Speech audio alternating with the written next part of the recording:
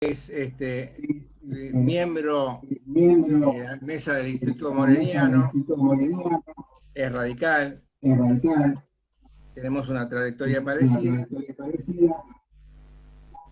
y les comento que esta charla se graba en YouTube y hoy a la noche, mañana ya pueden acceder a ella si quieren pasarla a alguien o volver a escuchar.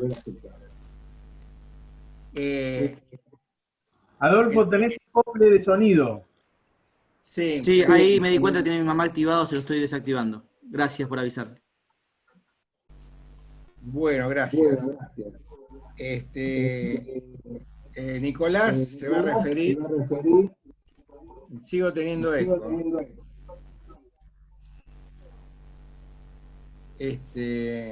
Nicolás se va a referir a la masonería y política, o política y masonería, nos va a la mayoría a desasnar en un montón de cosas muy interesantes y nos va a poder hacer entender un poco mejor nuestra historia. Así que los dejo con Nicolás. Muchísimas gracias, Adolfo, por la presentación. Con Adolfo hace más de 50 años prácticamente que nos conocemos. Más o menos. De nuestra militancia en la Juventud Radical. Así que sí. Años A, igual que Azucena Contino también desde esa época. Bueno, para mí es un placer y un gusto de que el Observatorio para la Caridad Republicana me haya invitado a dar esta charla y además le agradezco también a la Universidad del Museo Social Argentino la oportunidad que me brinda de hablar un tema que parece bastante oscuro. Se han escrito muchos mitos, precisamente por desconocimiento, mitos, leyendas, y es importante analizar. No sé si se escucha bien. ¿Se escucha? Sí, se escucha bien. Escucha bien. Es importante ver qué es la masonería, qué ocurre, qué ha ocurrido, por qué aparece la masonería moderna, tal como la concebimos nosotros en el siglo XVIII, y por qué ha tenido tanta trascendencia a nivel mundial. Y además, por qué ha sido tan atacada y perseguida, sobre todo por todos los gobiernos totalitarios. Para que ustedes tengan una noción de la lucha de la masonería, por ejemplo, en la vieja Europa, le voy a dar algunos números nada más para que ustedes analicen y tengan y tomen conciencia de cuál ha sido la lucha de la masonería. En la Europa continental, antes de la Segunda Guerra Mundial, allá por el año 1930, el país que mayor cantidad de masones tenía era Alemania. 68.000 masones totalmente registrados, regulares. Cuando termina la Segunda Guerra Mundial había 4.000. Es decir, hubo un holocausto masónico que no fue difundido en la sociedad porque precisamente el masón es un hombre que tiene valores, tiene principios y ataca directamente los privilegios enquistados en la sociedad. El masón no hace lo que se puede, sino lo que se debe, con valores éticos, conocimiento y todo lo demás. Si ustedes ven, en Francia eran 30.000 y quedaron 4.000 al finalizar la guerra. En España, en la Guerra Civil Española, donde la masonería apoyó decididamente a la República Española, son derrotados en el 39, en el 40 dictan una ley de represión a la masonería y al comunismo y persiguen a los masones, persiguen a sus mujeres, a sus hijos y a sus nietos. Mientras vivió Franco, los nietos de los masones no podían ingresar a la universidad. Había quedado total y absolutamente diezmado. Después de la Segunda Guerra Mundial, el país que queda con una masonería muy floreciente es Inglaterra. Y después empieza a desarrollarse, toda Latinoamérica tenía una masonería que realmente era floreciente. Ahora, ¿por qué aparece la masonería en el siglo XVIII? ¿Qué es lo que ocurre? ¿Cuál era el índice de desarrollo humano en esa época y cuál era el sistema social y político? Había un absolutismo monárquico exasperante, ¿no? Había nos encontramos con el siglo XVIII con una sociedad sectaria, dogmática, injusta y discriminadora, con una ausencia total de movilidad social ascendente. Imperaba el absolutismo monárquico, había una concepción divina de la ubicación del hombre en la sociedad. Cuando se preguntaba por qué se manda y por qué se obedece, se justificaba porque había un ser divino que así lo había determinado. Unos podían gozar de los bienes y servicios de la sociedad y otros estaban condenados al sufrimiento. Es importante tener en cuenta cuáles eran los índices de desarrollo humano en esa época. Y advertimos que en los países centrales europeos el 85% de la población era analfabeta. Solamente había un escaso 15% que se tenía acceso a la educación y a la salud. No tenía, por supuesto, y en el Virreinato del Río de la Plata, en el año 1810, el índice de analfabetismo ascendía al 95% de la población. Es decir, que existía un exiguo 5% de alfabetos, donde las mujeres, que en esa época eran consideradas animales de reproducción, eran analfabetas, con excepción de algunas mujeres, como puede ser. Una selecta minoría de la nobleza y el clero eran los que gozaban de los bienes y servicios de la sociedad. El resto predestinado al sufrimiento sin posibilidad de progreso. En contra de este tipo de sociedad, se levantó un movimiento filosófico y cultural que era el de la Ilustración, que proponía un nuevo tipo de sociedad, enfrentaba el absolutismo monárquico, la justificación divina del poder y los privilegios corporativos. Planteaba la secularización y democratización de la sociedad, la libertad del hombre para pensar, expresarse, trabajar, estudiar y crecer, tener derechos y obligaciones en la sociedad, tolerancia religiosa, igualdad y fraternidad. Todas estas ideas fueron incorporadas como propia por la masonería cuando se constituye la masonería moderna del siglo XVIII. Pero es importante determinar qué es la masonería, cuándo aparece en la sociedad y cuál es el motivo de su aparición. El origen de la masonería se pierde en la oscuridad de los tiempos. Originalmente fue operativa, eran los que tenían el secreto de las construcciones de las catedrales medievales. Si ustedes van a Europa, en todas las catedrales hay símbolos masónicos. Y si usted va a las iglesias de Argentina, todas tienen símbolos masónicos. Le voy a contar una anécdota. En Salta, hace un par de años, hicimos un congreso sobre el laicismo. Y no nos dimos cuenta que el hotel que estaba en la plaza principal estaba al frente de la catedral. Entonces el obispo se quejó y vino el intendente y me dijo, mire, discúlpeme, pero acá hay una queja del obispo, ustedes no pueden estar acá, no puede haber símbolo masónico al frente de la catedral de Salta. Y entonces y nos daban un hotel sin calefacción, como a 40, sin refrigeración, como a 20 cuadras de la plaza. Dije, no, dígale que esté equivocado. Justo en ese momento un hermano había publicado un librito que hablaba de los símbolos masónicos que estaban en el frontispicio de la catedral. Estaban todos, desde el grado primero al 33. Entonces le digo, mire, si no quiere que haya símbolos masónicos, inclusive hay dentro de la iglesia y todo lo demás, la tiene que destruir. Y le dimos el librito. Entonces el intendente me dice, me ponen un compromiso. Bueno, fueron a hablar y dijo, bueno, no, enfrente no, pero sí en la esquina de la iglesia. Eso es un dato anecdótico. Si ustedes van, por ejemplo, a la Catedral de Buenos Aires, está lleno de símbolos masónicos. Usted va a la Casa de Gobierno, también está todo lleno. ¿Y por qué? Porque eso marca cuál ha sido la presencia de la masonería en la constitución del Estado argentino, desde la independencia hasta la concreción del Estado-Nación, y sigue subsistiendo hasta estos días.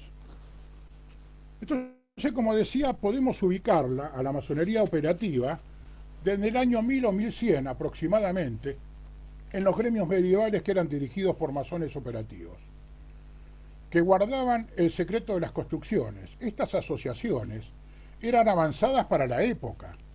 Tenían en sus estatutos una legislación laboral primitiva, donde existía la prohibición del trabajo nocturno, la prohibición del trabajo de los niños, el concepto de salario justo, la jornada limitada de labor de 8 horas diarias y 48 horas semanales, de ahí viene la lucha, y además tenían un sistema de una mutual primitiva donde aportaban cada uno en las reuniones y lo usaban para atender a los accidentados, que eran muy numerosos, o en caso de fallecimiento, mantener a las viudas hasta el fin de sus días. La humanidad tardó 1000 años en universalizar esos derechos, que recién se universalizaron en el siglo XX. Fíjense lo adelantado, es una sociedad de hace 1100 años atrás. Después de un gran debate en la masonería en el 1717, se transforma de operativa en especulativa.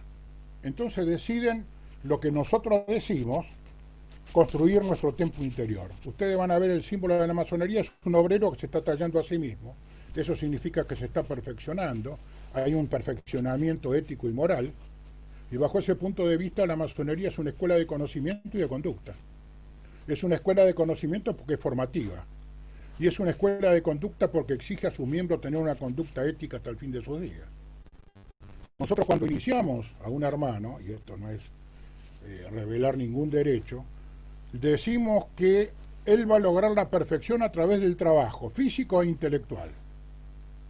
Pero le decimos también que como es una obligación el trabajo, también hay una obligación de la sociedad y del Estado de darle trabajo para que mantenga su dignidad. Y cuando lo decoramos con el mandil blanco que representa la pureza, le decimos que asuma un solemne compromiso de que cuando nosotros decimos el gran arquitecto lo llama a decorar el Oriente Eterno, es decir, cuando fallezca, los hermanos van a revisar ese mandil y si se mantiene puro y inmaculado, le vamos a decir, hermanos, has triunfado en la vida. Nosotros no exigimos bajo ningún punto de vista incumplimiento a los valores. Para nada. Eso es algo fundamental. Por eso la masonería garantiza, cuando hay un masón en función de gobierno, conocimiento y conducta. No aceptamos dobleces bajo ningún punto de vista ni nada de eso. Inclusive ha habido casos en la masonería que han sido denunciados por incumplimiento de una determinada, han sido absueltos y lo ha juzgado el Tribunal de Honor y lo ha encontrado que hay una falla ética y lo han expulsado de la masonería. Eso es muy importante. Después de un gran debate en la masonería, en el año 1717 se transforma en especulativa, incorporando filósofos, políticos, militares, con el objeto de modificar la sociedad, de democratizarla. Aparece después de las guerras de religión del siglo XVII, entre la Reforma Protestante y la Contrarreforma Católica. Fue parte de un vasto proceso de cambio cultural que dio origen a las democracias modernas. Su propósito era reunir lo disperso, reconciliar a los hombres por encima de sus divisiones lingüísticas, nacionales o religiosas. La humanidad podría progresar al reorganizarse sobre bases más racionales y más tolerantes. Con el recuerdo latente de las guerras de religión, inventaba una utopía, una nueva filosofía del género humano. Crea el laicismo para asegurar la coexistencia y la igualdad entre los hombres de distintas creencias religiosas y políticas, para reunir y reconciliar con un criterio universal y ecuménico a todos los hombres, ubicando a la religión en el ámbito de lo privado, patrocinando la separación de la Iglesia y del Estado, y neutralidad política y religiosa en el ámbito público. Plantea la democratización de la sociedad y la soberanía popular, como justificación de la relación de mando y obediencia, que es el poder. Rechaza el concepto divino del poder y el fatalismo dogmático de la ubicación del hombre en la sociedad. La masonería se transformó en la primera asociación civil a nivel mundial que se oponía a una sociedad feudal y rígida, planteando su democratización. Era una escuela de la igualdad, un espacio para la libertad de conciencia y un asilo para el humanismo. La masonería se expandió en el mundo aportó sus mejores hombres tanto en el campo político como en el militar, para la construcción de una nueva sociedad democrática, laica, humanista, cosmopolita y moderna. En definitiva, crear una sociedad igualitaria en libertad. Es a partir de este momento que, basados en estos principios, llevaron a la sociedad la propuesta de organización social, política y económica de la orden masónica, como base para el ordenamiento jurídico y constitucional. ¿Cuáles fueron esos principios? La defensa de la soberanía popular, la autodeterminación de los pueblos, la igualdad jurídica, la división de poderes, la representación, las libertades de pensamiento, expresión y conciencia que son estudiadas en la pasividad de nuestros templos, la privacidad de nuestros templos. Se formaron dos grandes logias, la Gran Logia de Inglaterra, protestante, y la Gran Logia de Escocia, católica. Estas rivalizaron por el trono inglés, son derrotadas las logias escocistas y la logia escocista se traslada a Francia y crean lo que se denomina la masonería latina. Ahora, una de las preguntas que nos formulamos es ¿por qué Inglaterra? ¿Por qué en Inglaterra se produce ese proceso revolucionario? Se forma en Inglaterra porque es el país que estaba entrando en la revolución industrial. Se cambiaban los paradigmas de producción y por lo tanto se necesitaba un nuevo tipo de hombre que sepa mínimamente medir y tener algún tipo de instrucción. Es el paso del traslado de la gente que trabajaba en el campo a la ciudad. La masonería propone a la sociedad una forma de gobierno. Las logias inglesas o sajonas proponen el sistema de monarquía constitucional y las logias escocistas o latinas el sistema republicano. La masonería latina es la que va a tener una participación muy importante en la lucha por la democratización de la sociedad en la independencia americana. Hay una gran discusión que dicen que creen que es la masonería inglesa, no, es la masonería latina o francesa la que actúa en todo este proceso, que es la que crea las grandes logias en cada uno de los países. En realidad, dice, la forma de acceder al poder en las democracias republicanas y las monarquías constitucionales es mediante el ejercicio de la soberanía popular. En realidad, las ideas que propone la masonería son una unidad sistemática de concepto que propone un modelo de hombre y un modelo de sociedad. Bajo ese punto de vista, la masonería también es una asociación política apartidaria, que no actúa en forma institucional, sino a través de sus hombres. Eso es muy importante. Es la que organiza la sociedad civil, considera al hombre al trabajo como un derecho y además como un deber para alcanzar la perfección. Defiende al hombre ante cualquier poder omnímodo o despótico y como tal es la creadora de los derechos del hombre y del ciudadano y lo protege del ejercicio abusivo del poder represivo del Estado y como tal es la creadora de la Declaración de los Derechos Humanos.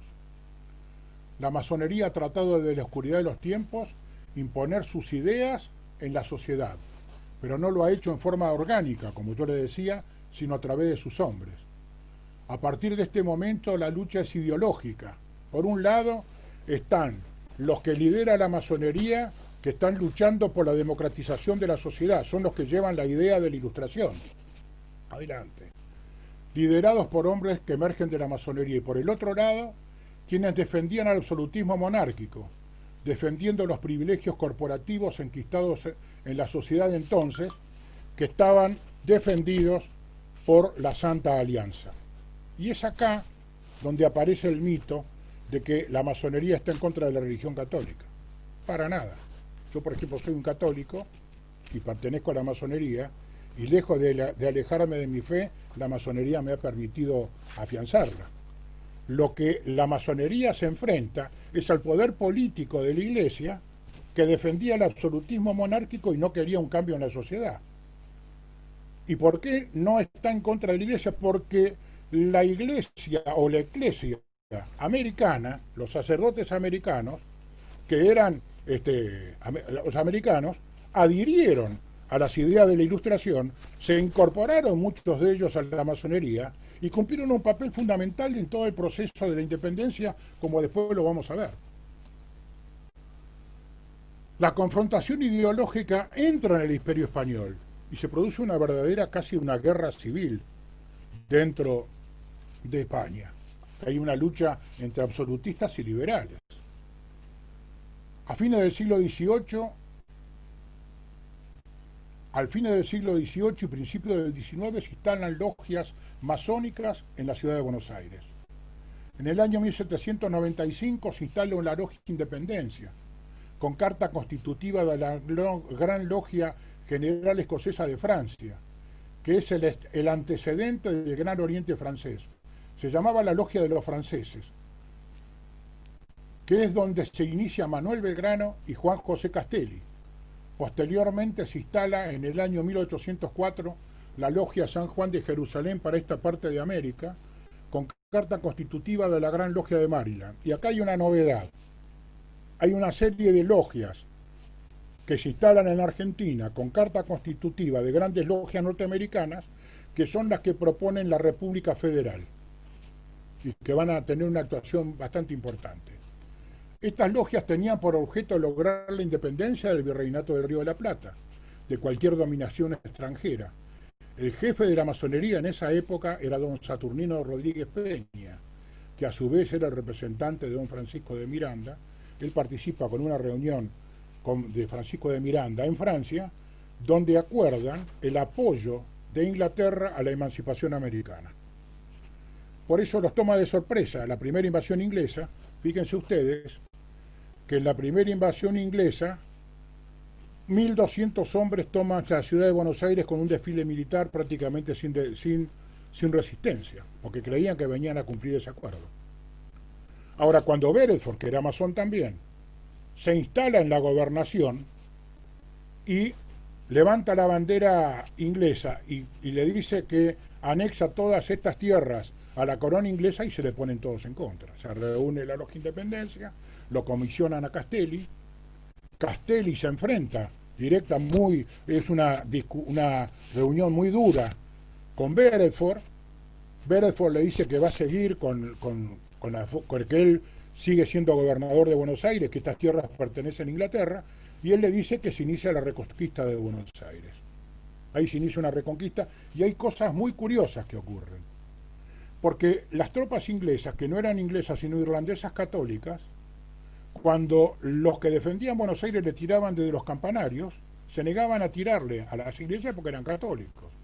Muchos de ellos se sintieron identificados con Buenos Aires porque le hacían lo mismo que a ellos en Irlanda.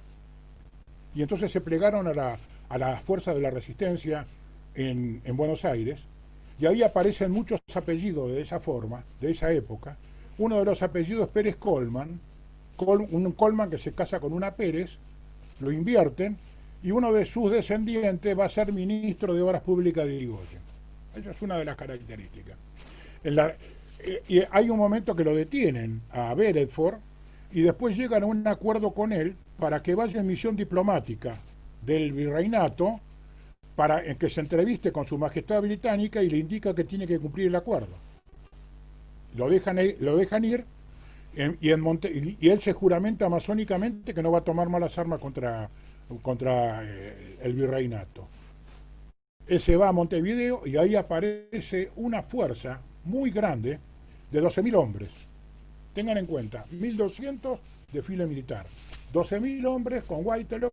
Le ofrece el mando y él le dice que él se juramentó masónicamente que no va a tomar las armas contra nosotros, y lo cumple.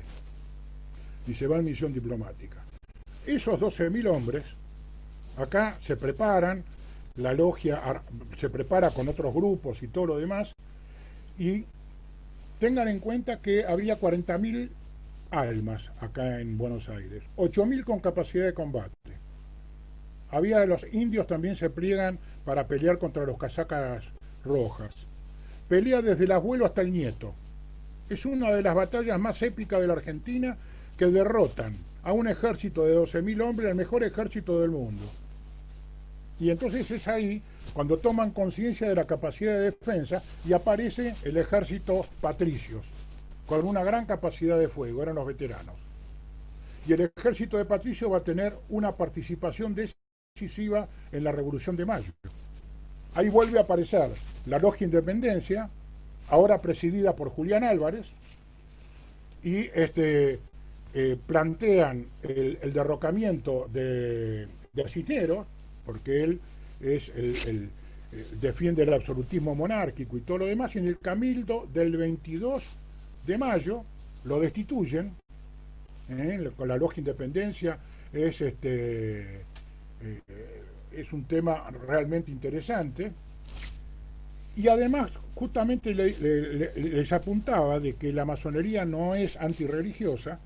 El 22 de mayo, 26 sacerdotes que después fueron argentinos, votaron por la destitución del virrey, en contra del absolutismo monárquico, y adhirieron a las ideas de la Ilustración. Uno de ellos fue Domingo Belgrano, el hermano de Belgrano. Si ustedes leen el libro Pedro Pablo Rosas y Belgrano, el hijo de sangre del general Belgrano, el general García Enciso, que escribió el libro, dice que Domingo Belgrano, sacerdote, que adhirió a la revolución, él, como signo de rebeldía ante el Vaticano, bautizó su propio hijo, a Ignacio Belgrano, que fue anotado como hijo sacrílego. Y así hay toda una serie de cuestiones. Y el 25 de... Además, lo que nosotros conocemos como la primera junta es la segunda. Porque el primero, el 24 de mayo, se crea una junta presidida por Cisneros. Hay un contragolpe ahí de los absolutistas. Y se reúnen en la casa de Rodríguez Peña, de Nicolás Rodríguez Peña ahora, y deciden destituirla.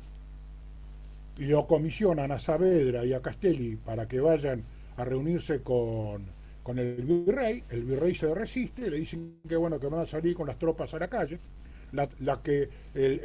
digamos, el regimiento que mayor capacidad de fuego tenía era el regimiento Patricio, lo obligan a renunciar, y en la casa de Rodríguez Peña, Beruti a mano alzada pone lo que nosotros conocemos como la primera junta. Son todos masones con excepción de Ascuénaga. Y ese día, el día 25 de mayo, no es una instalación pacífica de la primera junta. Se hace con las tropas en la calle, el regimiento Patricio despliega sus baterías, y había dos hombres, que es French y Beruti, que eran los fusileros de Chispa, que están en Plaza de Mayo y no permiten ingresar a los que estaban en contra de la Junta, y además habían convenido con Belgrano que si no se aprobaba esa Junta, él agitaba el pañuelo por la ventana y entraban a degüello. Y entonces, por supuesto, ante esa alternativa, esa Junta fue aprobada. Después viene el tema de la participación de la Iglesia. Es muy importante, porque hay una gran confusión. El Vaticano estaba en contra de la independencia americana. El Papa Pío VII condena a todos los miembros del movimiento emancipador. Y después hay toda una serie de condenas. Y hay obispos que empiezan a condenar, por ejemplo, el obispo de Mainra, el obispo de Charcas, etcétera, etcétera, condenan a todos los dirigentes del movimiento emancipador. En esas condenas lo salpican a San Martín, por ejemplo. Todos los miembros del movimiento emancipador, estos sacerdotes se mantienen firmes, hay una actitud realmente cismática dentro de la Iglesia, y se forma lo que se conoce como la Iglesia Nacional, con un concepto gallicano y jansenista. Consideraban que el obispo de Roma era un obispo más y que no le debían obediencia.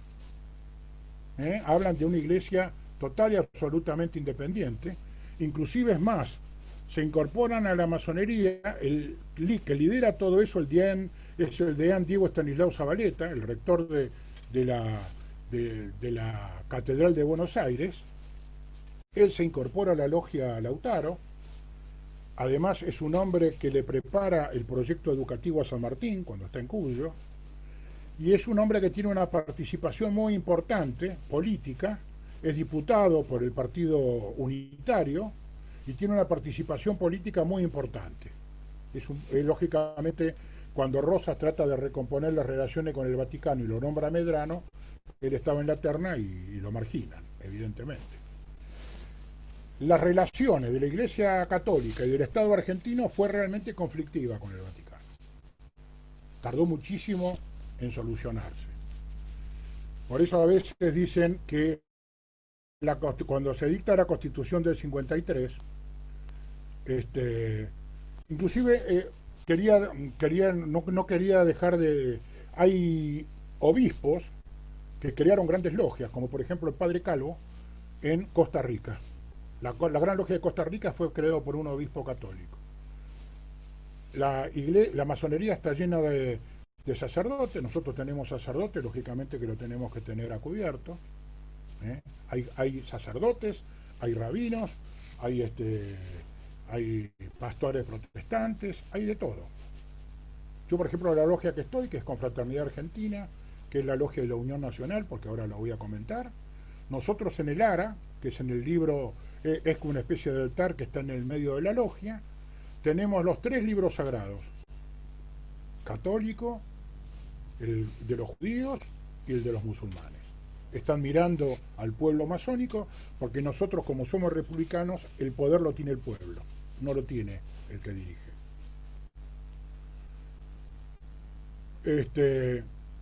El tema de la... Además van a tener... Fíjense ustedes que hay uno de los temas que nos plantean, que dicen que la Argentina no es laica. Están equivocados. Me dice, no, porque la Constitución del 53 dice que el presidente tiene que ser católico. Es correcto. ¿Saben por qué tiene que ser católico? Nadie profundizó. Acá hubo una lucha entre clericales y liberales que defendían las ideas de la Ilustración, entre ellos el Dian Zabaleta. Unos querían el concordato, donde le quitaba toda posibilidad al gobierno argentino de la elección de los obispos, y otros querían heredar el derecho, ¿cómo se llama?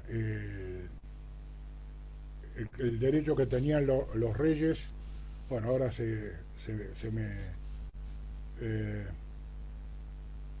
el derecho, bueno, que es la facultad que tenía el Poder Ejecutivo de nombrar a los obispos.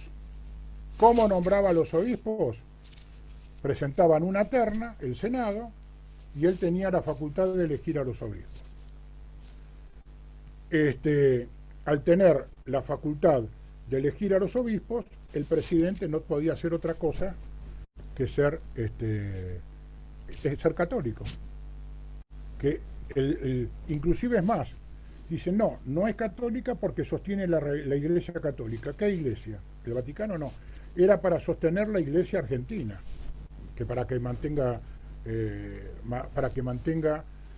su independencia. Entonces estamos en presencia de un Estado total y absolutamente laico, como yo lo consigo, ¿no? Después tenemos la participación. Aparece la logia Lautaro, que es básica, es fundamental, que fue creada en el año 1812 por San Martín, Carlos María de Alvear y todo lo demás, que son los que forman la logia Lautaro. La base de la Lautaro es la logia Independencia. Julián Álvarez es el que preside los 3 primeros grados, y después tenemos el grado cuarto, porque son 5 grados, que es el Rosacruz, que es la gente que ocupa los cargos en la administración pública, y los jefes en el 5º grado, eso es el caballero Kadosh, que eran los jefes del movimiento revolucionario. Esos son los que empiezan a presionar para declarar la independencia.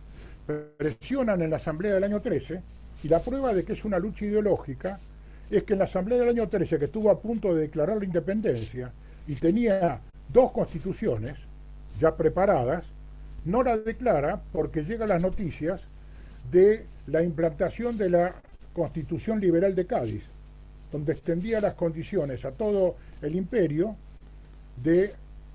cuando los consideraba todos ciudadanos, le daba autonomía a los virreinatos y nombraban diputados en las cortes. Ahí se frenó.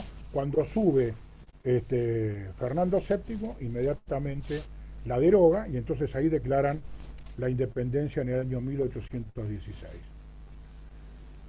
Pero vamos, después, en el año 20, bueno, en 1820 está la guerra de Cepeda, que termina el proyecto de monarquía constitucional en el país. Una de la demostración de que la masonería no tiene nada que ver con el enfrentamiento religioso es la figura de Belgrano, un masón, un intelectual en serio, que él era tremendamente un hombre de mucha fe, pero sabía diferenciar la fe de las ideas políticas. Cuando el obispo de Salta, Videla del Pino, se pone en contra de la independencia americana, él lo expulsa inmediatamente de Salta y lo destierra y lo manda a Buenos Aires. Pero él seguía siendo un hombre de fe realmente. Y después hay una participación muy interesante de la masonería en la generación del 37, donde tratan fundamentalmente de poner fin a esas luchas intestinas que son tremendas entre unitarios y federales, al concepto manicaísta de la política, y dicen que hay gente valiosa en los dos grupos. Entonces hay que integrarlos para lograr la constitución del Estado argentino, la institucionalización del país. Y ahí empieza a trabajar una logia, que es a la que yo pertenezco y me siento muy orgulloso, que es la logia Confraternidad Argentina, que es la logia que tenía por misión unir a unitarios y federales para lograr un objetivo común. Esa logia se va a institucionalizar en el año 1856, que va a ser una de las fundadoras de la gran logia de la Argentina de líderes aceptados masones. En el año 1853, después de Casero, se dicta una constitución, y la Constitución Nacional no es más que un resumen de los grados de la masonería. ¿Ustedes quieren saber cuáles son las ideas políticas y sociales de la masonería? La Constitución Nacional. Hubo un presidente argentino, maestro masón de la logia docente, que fue Hipólito Yrigoyen, que él dijo: mi plataforma es la Constitución Nacional, que todos pensaban que era un eufemismo que él planteaba. No.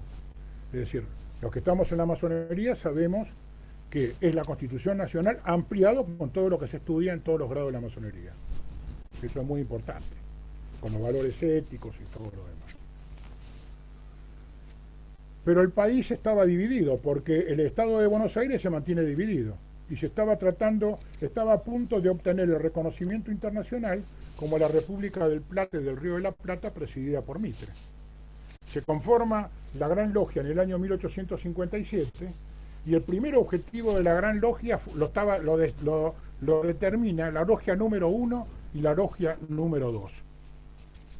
La Logia número 1, Unir el Plata; la Logia número 2, Confraternidad Argentina. Unir el Plata para lograr la confraternidad y la unidad de los argentinos. Y lo primero que hace José Roque Pérez, que era un federal dorreguista, es un angustioso llamado a poner fin a las luchas intestinas. Entonces convoca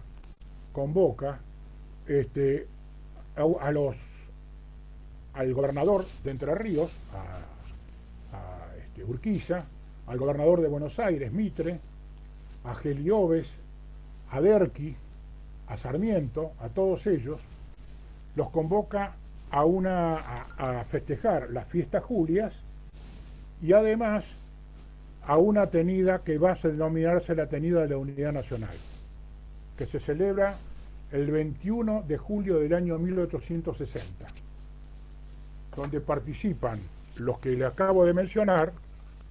Y quería leerles un poco, no le voy a leer todo por supuesto, pero ¿cuáles fueron los juramentos? Le otorgan el grado 33 a los que les mencioné, y después pasan, la tenida se lleva en la Gran Logia, donde está actualmente el Banco de la Nación Argentina. Hay un momento dado que Mitre y Urquiza se paran frente al ara de los juramentos, y con la Biblia, que era el libro de la ley sagrada, la escuadra y el compás. La escuadra significa la rectitud y el compás los límites, y juran te voy a decir cuál es el juramento, a obligarse por todos los medios posibles a la pronta pacífica constitución de la definitiva de la unidad nacional. Y Urquiza, a propuesta de él, dice no iniciar la guerra, caso de hacerse inevitable sin mutuo y previo aviso, que una vez iniciados los arreglos que ofrezcan una esperanza de paz, sería el caso de esperar tranquilos con la espada envainada, el fallo de la razón desapasionado, quedando mientras tanto bajo la seguridad moral que nos da el conocimiento de nuestros respectivos sentimientos y deseos por el bien público.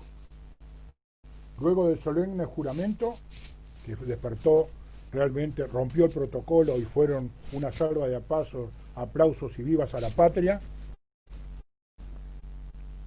pronunció, hubo palabras improvisadas de Urquiza y de Mitre, que se sentaron al lado de Roque Pérez, que no quedaron registrados, y él pronuncia un discurso que en la parte más importante dice así: queridos hermanos, un gran acontecimiento nos reúne y agrupa en este lugar, donde tantos goces y dolores nos hicieron reunir en otras ocasiones. Ese acontecimiento es la presencia del presidente de la República, del primer magistrado de Buenos Aires y del gobernador de Entre Ríos, que vienen a tomar un asiento entre nosotros, no en calidad de magistrados, sino la de hermanos y fieles sostenedores de nuestra orden. Y posteriormente concluyó: felices vosotros, hermanos, que podréis presenciar el abrazo de los hermanos buenos dentro de los reducidos muros de nuestros talleres. Estos dos nombres simbolizan ya lo que habéis hoy realizado. Después de 5 años de luchas desgarradoras, la una el jefe de la República y los dos guerrilleros que cruzaron sus espadas en el campo de batalla, firmada la paz, se daban el abrazo de hermanos, que es la verdadera unión nacional de los argentinos. Y después exclamó: las logias de la República los saludan, queridos hermanos. Y después dijo: a mí, obreros de la paz, a mí por el signo y una batería bien sentida, gloria a Dios en las alturas, glorias a sus hijos predilectos, que buscan las aspiraciones de sus almas en sus grandes creaciones y que resguardan sus obras maravillosas. En prueba de unión, una vez que termina el juramento, tanto Mitre como Urquiza se afilian a Confraternidad Argentina número 2. A partir de ese momento, los enfrentamientos se van a reducir a los tratamientos en la logia Confraternidad Argentina. Fíjense ustedes que por algunas disidencias, la legislatura de Buenos Aires, después de esta reunión, en septiembre aprueba la Constitución con algunas modificaciones, hay un enfrentamiento y se enfrentan en Pavón. Todos hablan del misterio de Pavón, para nosotros no es un misterio. Los dos pertenecían a la misma logia, ustedes saquen las propias conclusiones. Fue un acuerdo político, donde el Estado de Buenos Aires hizo cargo de toda la deuda externa de la Confederación Argentina y asumió el poder político de Buenos Aires. Tengamos en cuenta que el país era inviable, como se había formado con anterioridad, y la deuda externa estaba garantizada con los bienes personales de Urquiza. Y ahí se conforma. Pero, no obstante, la Argentina figuraba en los papeles. La Argentina se conforma realmente en la década de 80. En el 81, cuando se suscribe el Tratado de Límites con Chile, donde Chile le reconoce la soberanía sobre la Patagonia, a cambio de que Argentina no entre dentro del conflicto de la guerra del Pacífico. Además, se constituye toda, se eliminan las aduanas interiores, se unifica la moneda y todo lo demás. Perdón, Adolfo, ¿cuánto tiempo más tengo? Pues ya está cumplido. Ahí te habilité el micrófono, papá. Sí, no, podés seguir un poco más. Bueno. Lo que quiero decir era que hubo mucha gente que no pudo entrar porque estaba colmada la capacidad, nunca bajamos de 100 integrantes. Ajá. Todos ellos podrán ver, si quieren después, la charla total grabada en YouTube. Perfecto. Así que bueno, esto, y que las preguntas que quieran hacer, por favor las hagan como estuvieron hasta ahora escribiendo en el chat, así yo te las... Sí, sí, formulen todas las que quieran. Después quería destacar el debate, acá hubo un debate entre industrialistas y libres cambistas. En los industrialistas estaban liderados por Vicente Fidel López, Carlos...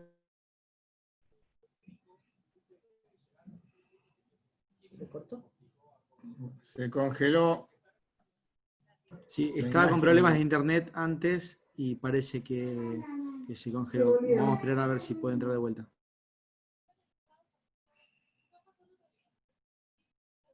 Somos 99 actualmente en la sala, tengo una persona esperando, pero no lo dejo entrar, a ver si se recupera la conexión de Breglia. Sí, está bien. Nicolás tuvo en principio, tardamos un poco porque tenía problemas. No, al contrario. Yo diría que en unos 5 minutos más, así Bueno, redondeás, pasamos a las preguntas. Voy a enumerar algunas cosas que han sido políticas de Estado dentro de la masonería, que es la política educativa, la política de salud. La masonería hizo suya la propuesta de Sarmiento, y que era de educación popular de los matrimonios Mann, que era una educación integral para todos. Preparó el proyecto educativo para Chile, se lo rechazaron porque los chilenos querían una educación estratificada, lo presentó en la masonería lo hizo suyo y inmediatamente designó formó una logia, que era la logia docente, que es interesantísimo porque en la logia docente estaba presidida por Vicente Fidel López, nuevamente, un hombre muy importante, estaba integrado por Leandro Onén Alén, Hipólito Yrigoyen, Martín Irigoyen, Aristóbulo del Valle, Carlos Pellegrini, Olésimo y Martiniano Leguizamón, Delfín Gallo, Nicasio Oroño, Victorino de la Plaza, Roque Sáenz Peña, Manuel Quintana, es decir, estaba integrada por futuros 1, 2, 3, 4, 5 presidentes, los que después fueron presidentes. Y implementaron, armaron todo, fue una logia operativa que se creó para trabajar en el Congreso Pedagógico del 82, convocaron a los mejores especialistas del país, y en el Congreso Pedagógico lograron imponer a Onésimo Leguizamón como presidente, y lograron imponer la posición de la educación pública gratuita y laica. Lo importante es que el Congreso Pedagógico fue internacional.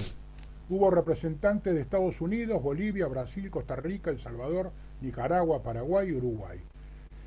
Y el que lo monitoreaba era Sarmiento como gran maestre y Leandro N. Alén como pro gran maestre, y después asume como gran maestre Leandro N. Alén, que fue una de las espadas oratorias más importantes.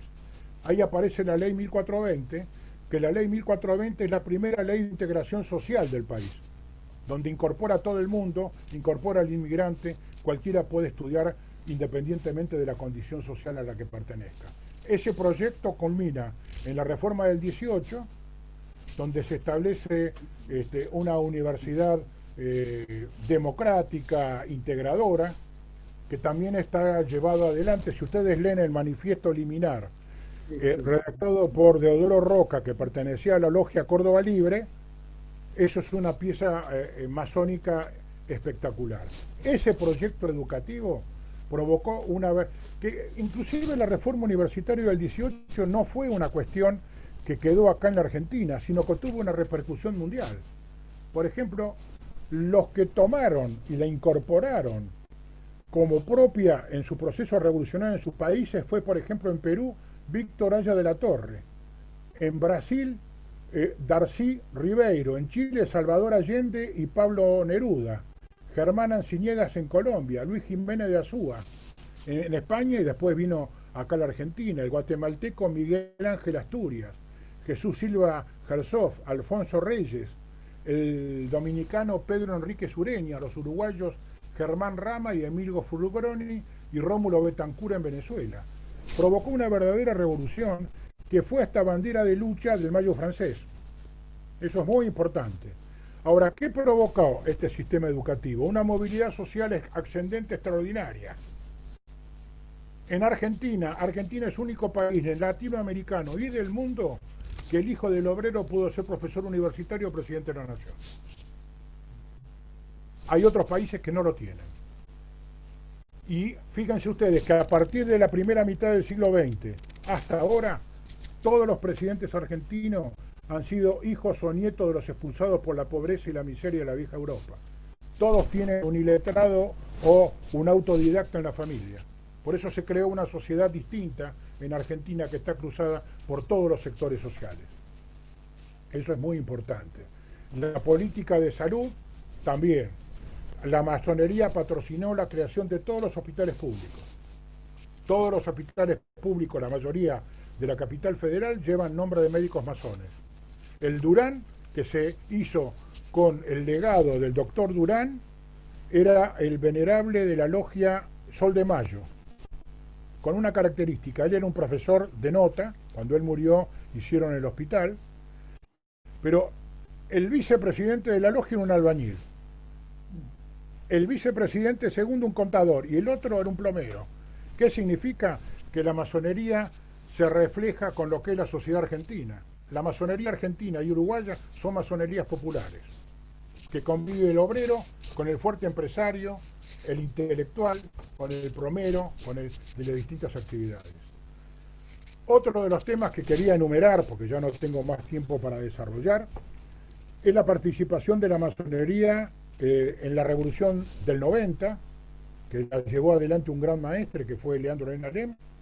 En el 93, otro gran maestre con una particularidad, que establece su cuartel general en la casa del doctor Eugenio Pérez, en Rosario, hermano menor de Roque Pérez, y cuando es derrotado, Eugenio Pérez, que era grado 33 de la logia Unión 17 del Rosario, le pide el asilo político, que tenía la iglesia y la masonería.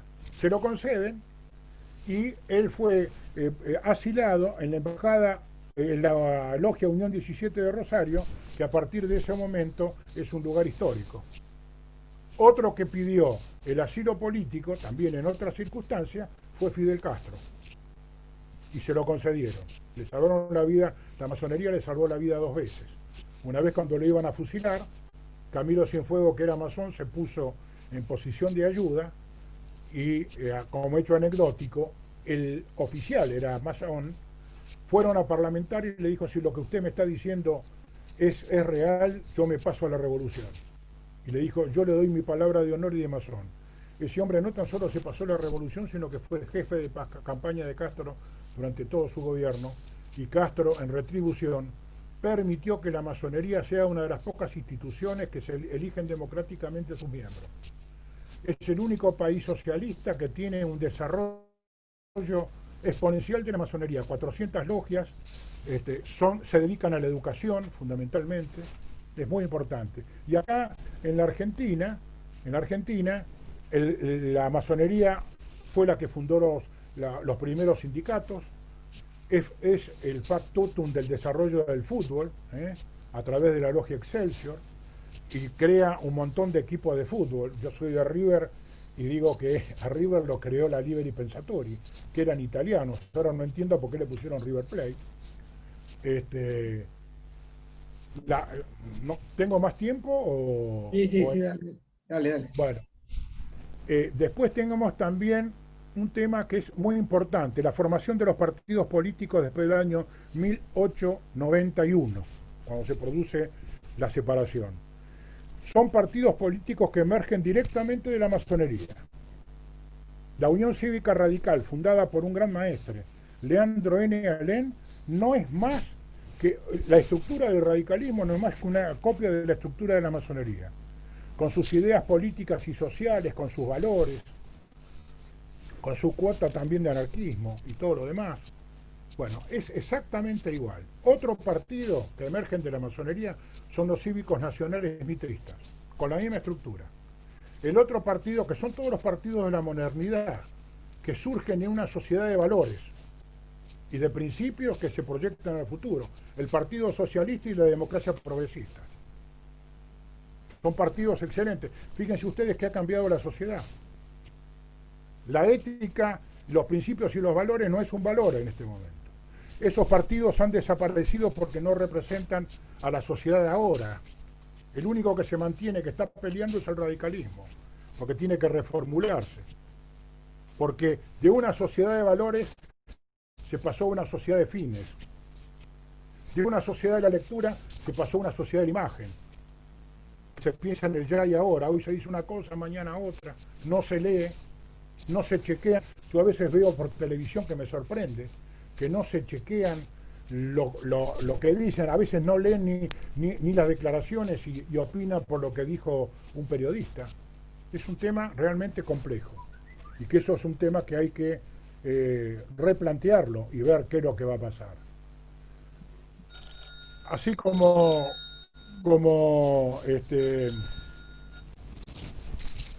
después también está la elección de Palacios. Si quiere le comento cómo lo eligieron a Palacios.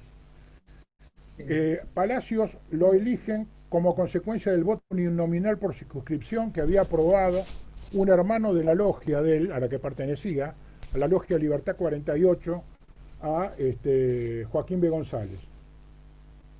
Muchos hablan de el voto uninominal, ahora está un poco de moda y todo lo demás. La candidatura de Palacio la levantan 3 logias de la Boca. Una es Hijo del Trabajo, que está en Barracas, todavía vigente, que era una logia de italianos, Italia Unita y Tito Decio. Esas logias levantan su candidatura. Cuando hacen un chequeo a ver cuántos votos tienen, él tenía 100 votos, porque la mayoría eran todos extranjeros. Entonces, ¿qué hacen? Negocian con Manuel Aparicio. Manuel Aparicio era un caudillo de los cívicos nacionales mitristas y lo convencen de que bajen la candidatura y lo apoyen a Palacios. Baja la candidatura, lo apoya a Palacios y Palacios es diputado socialista de América, de Argentina, votado por liberales. Es un tema interesante. Y es ahí cuando se levanta Carlos Pellegrini. Y Carlos Pellegrini dice que el voto uninominal por circunscripción ha creado una legislatura totalmente anarquizada que no se aprueba una sola ley. Porque no responden a determinados partidos, sino que responden a ellos mismos. Entonces, ¿qué hace? Forma una gran logia, que es la Gran Logia del Rito Argentino, donde él es el gran maestre, y propone cambiar todo el sistema electoral, y es el primero que propone votar por listas sárbanas incompletas. Y entonces le preguntaban por qué, porque dice que tienen que votar ideas y no hombres, y que además tenía que legislarse de que tenían que tratar los temas en los bloques y después votar en bloque en las cámaras. Es un tema realmente muy interesante, porque 100 años después, allá por el año 2001, una cosa así, se debatió lo mismo, y los que dicen que mantienen las ideas políticas de Carlos Pellegrini querían el voto individual. Ya hemos tenido experiencia en la Argentina de cuál ha sido el resultado. Es importante estudiarlo y analizarlo, ¿no? Después viene el tema de el sufragio universal. El sufragio universal es interesante porque Sáenz Peña, Victorino de la Plaza y Hipólito Yrigoyen tienen un diálogo fecundo, porque los tres pertenecen a la misma logia. Es más, Yrigoyen hereda el mismo decamp del presidente de Victorino de la Plaza, que era Roberto Bosch. Roberto Bosch después fue un hombre, un radical, en ese momento era conservador, y que después del 30 defendió a Yrigoyen y se levantó en armas en el año 1933 en Paso de los Libres. Y él contaba que como él estaba en contra de Yrigoyen, que decían que era un ignorante y todo lo demás, él dice, yo no voy a hacer, pero quiero que él me pida la renuncia. ¿Y cuál fue la sorpresa de Roberto Bosch?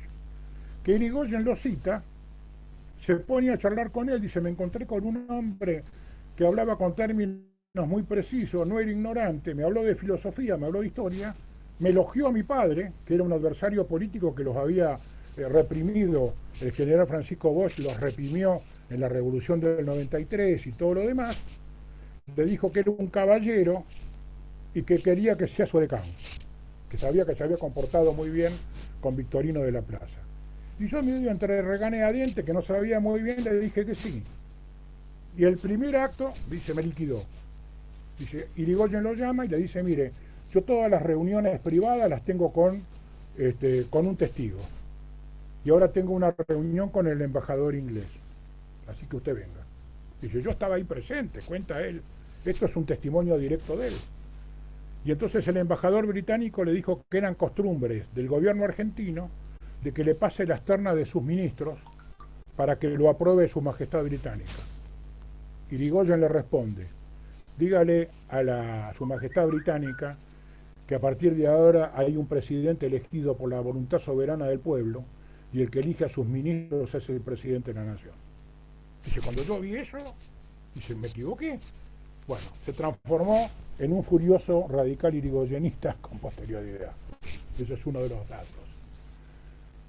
Y después está la revolución del 30, que bueno, que es una revolución corporativa, que es precisamente la de Uriburu, que algún día podremos hablar de esa revolución, que para mí es muy extraña, que implantan las ideas corporativas en la Argentina, y es ahí cuando aparece, fundada por los sindicalistas revolucionarios, que eran los orelianos, que son los que apoyan a Mussolini en Italia, la Confederación General del Trabajo para apoyarlo a Uriburu. Después, bueno, se va a venir todo lo demás.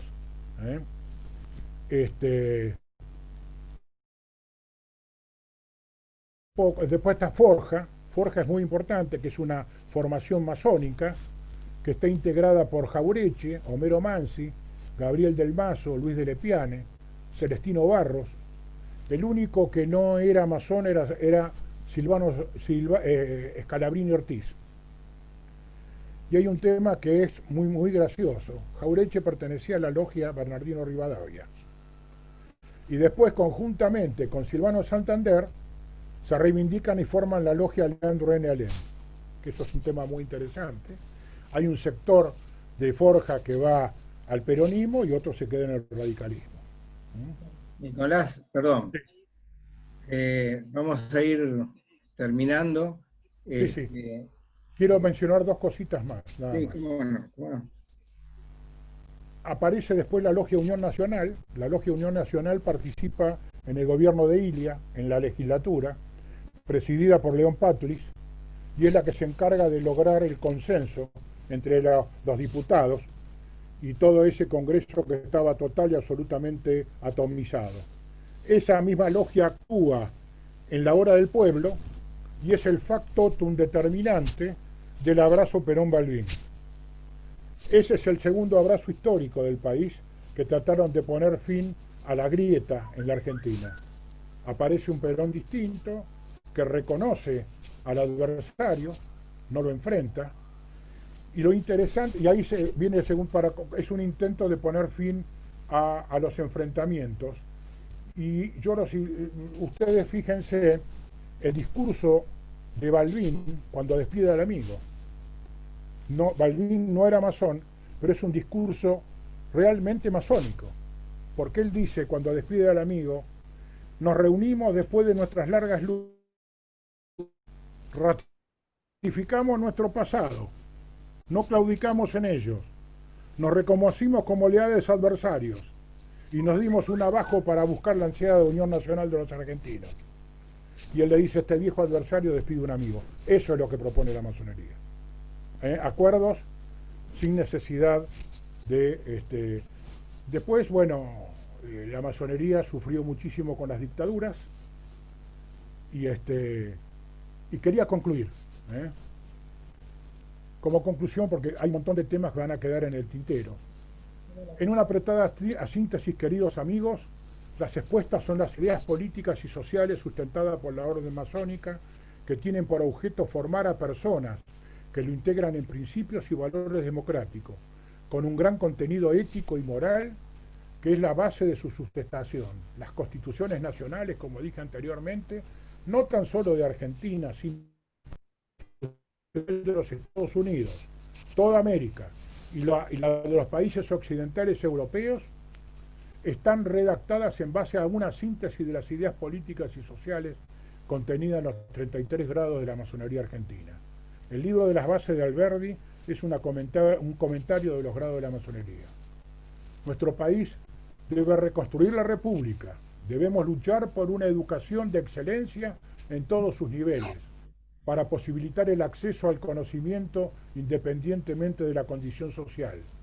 El sistema educativo que se implementó en la Argentina, que emergió de la masonería, provocó una notable movilidad social ascendente. Como dijimos anteriormente, permitió un crecimiento exponencial. Uno nacía en un hogar obrero y podía terminar profesor universitario, presidente de la nación o empresario. La educación llegó a niveles de excelencia. El país obtuvo 5 premios Nobel y otros tantos científicos integraron equipos que lograron la obtención de ese premio. Además, debemos tratar de implementar un sistema de salud que permita el acceso igualitario a la atención médica de excelencia independientemente de la condición social de la persona.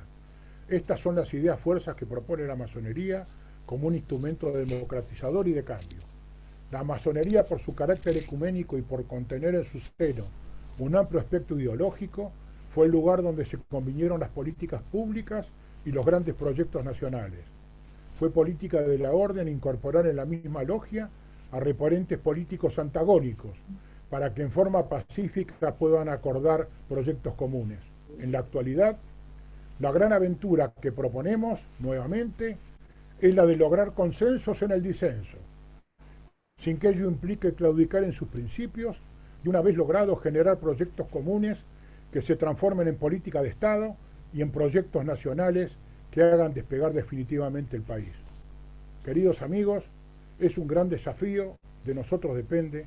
Te agradezco mucho la atención dispensada. Y ahora estoy dispuesto a las preguntas que me quieran formular. Gracias, Nicolás.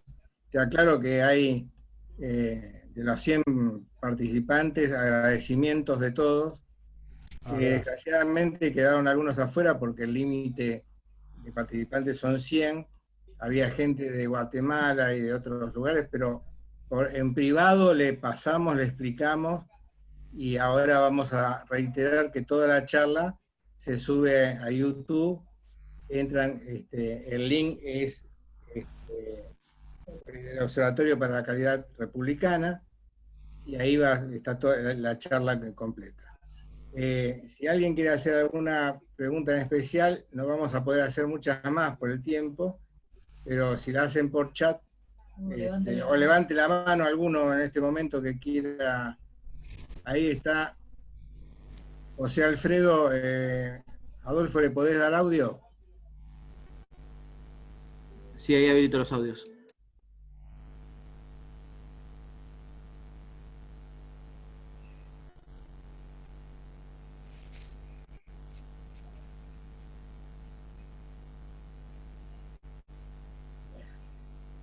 Ahí todos tienen permiso para reactivar su micrófono.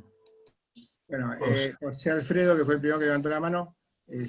Bueno, muchas gracias. Quiero agradecerles y felicitarte, Nicolás. Como siempre, excelente tu charla. Una consulta o una preguntita muy breve respecto a uno de los temas que tocaste, que me gustaría si lo podés profundizar. Rodolfo Terráneo, en su momento, 1995-96, edita a través de la Universidad de Quilmes un libro sobre San Martín. En este libro menciona algo interesante, que fue que antes de venir para venir para estas tierras, desde España primero pasa por Inglaterra, se relaciona y se vincula con el almirante Midland, y a partir de allí toma los planes de Midland que tenía que ver con todo el proceso de independencia. ¿Por qué te consulto esto? Porque vos mencionaste fundamentalmente el vínculo de las logias francesas, pero y siempre se lo relaciona a San Martín con las logias inglesas, a pesar de que pertenecía a la logia de Cádiz, si no me equivoco. Entonces, la idea es, si podés ampliar este tema, porque me parece importante. En realidad, el hombre que él tiene vinculaciones en el Reino Unido es Macduff. Ah, Macduff es el gran maestre de la Gran Logia de Escocia, que la logia escocesa es la que desarrolla la masonería latina. Él tiene una gran influencia de los franceses. Fíjense que los granaderos a caballo creados por él tienen uniformes franceses. Este, normalmente eran, tenían que ser no, no a caballo, ¿no? Porque los que tiraban granada iban. claro, él inventa a caballo, porque el cuerpo de granaderos era un cuerpo de infantería, pero la vinculación la tienen con ellos, fundamentalmente. Fíjense que la vinculación es tan grande que acá hay un proceso de monarquía constitucional que dura 10 años nada más. Pero todos los países que emergen de la independencia americana, todos son repúblicas, porque tienen directamente la influencia de la masonería latina o francesa, que es republicana, laica, democrática y profundamente social. Son los que preparan a los hombres para que salgan a la sociedad transformada. Acá Muchas hay gracias, Nicolás. una pregunta hecha por chat, por Valentina Kreiselbull, y pregunta cuál fue la interrelación entre la masonería y los indígenas de Argentina, si la hay, ¿no? No ha habido mucho. Lo que sí hubo... ¿Cómo? No escuché. No, no sé. No, con los indígenas, prácticamente el que sí tuvo vinculaciones con los indígenas fue San Martín, que acordó con ellos y todo lo demás. Pero mucha vinculación no. Al menos Perdón, no. perdón, voy a Sí. silenciar a todos y que cada uno pueda reeditar el micrófono, si no cualquier ruido que hacen con, o Bueno, sea, si mueven algo, estornudan o lo que sea, o suena el teléfono, se les activa de vuelta. sí, cómo no.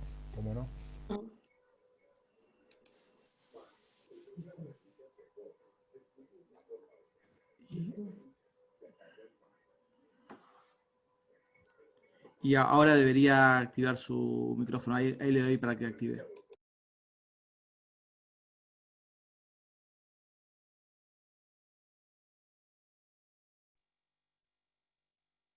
Ahí está. Ahí está. Sí, perfecto, ahí está.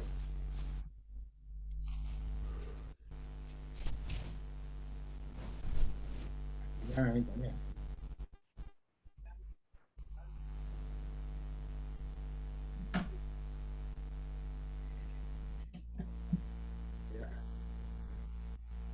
Qué cosa bárbara, ¿no? Yo no se da cuenta.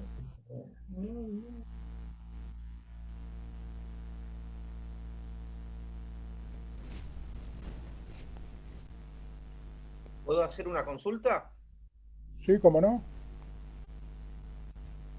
Permiso. Bueno, gracias Adolfo por este encuentro. Le quería consultar a Nicolás si nos puede recomendar algún libro sobre la historia de la masonería.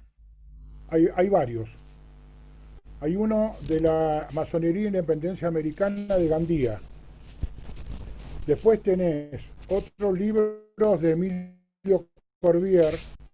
Hay dos libros muy interesantes sobre la masonería. Después tenés el libro de Lapas. Hay varios, pero no hay uno unificado. Hay que leer en distintos y ir incorporándolos. Muchas gracias, Nicolás.